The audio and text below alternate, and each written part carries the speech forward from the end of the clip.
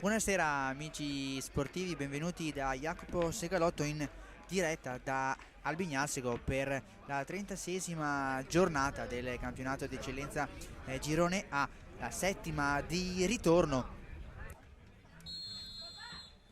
Ed è partita Albignasego-Clivense per la 36esima giornata del campionato d'eccellenza. La temperatura è proibitiva e poi mi aspetto una Clivense. Cibin parte, attenzione, è regolare, non si alza la bandierina. Cibin in mezzo, e il tiro!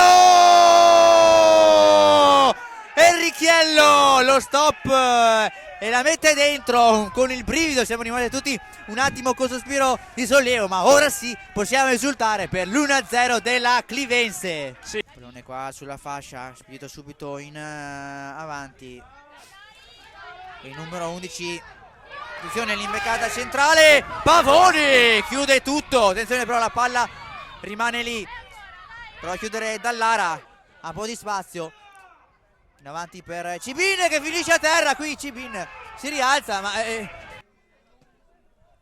battuta in avanti, chiude Romano, qui pallone, attenzione all'indietro. Qua la conclusione da parte del solito Cecconello, che però il fischio dell'arbitro Tomanelli, pallone dentro e finisce in porta!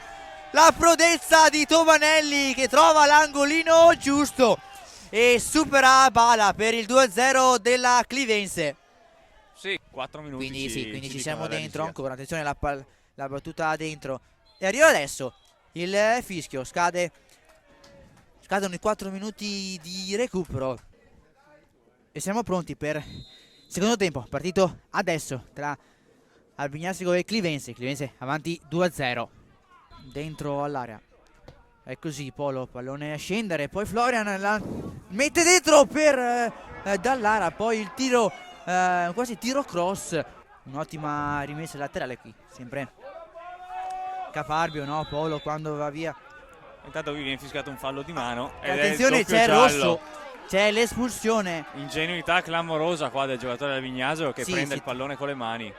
E si vuole comunque la squadra propositiva, perché siamo qui, attenzione, Polo va via. Attenzione perché era ammonito, dovrebbe essere già ammonito il numero.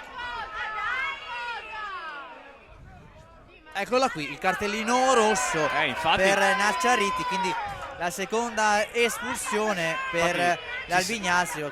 Palla per Kocic, pallone a cercare molto bene qui Enrichele, tutto regolare. Enrichele però spara alla porta, braccato da due giocatori, la palla dentro e qui Antenucci di prima di destra non trova di poco lo specchio.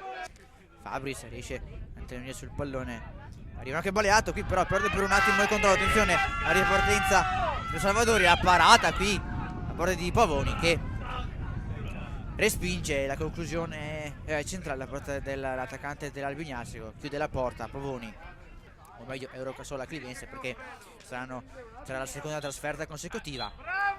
E finisce però la trasferta di oggi con l'arbitro che sancisce la fine tra Albignasego e Clivense, una Clivense che si porta a casa una preziosissima e meritatissima vittoria per 2-0.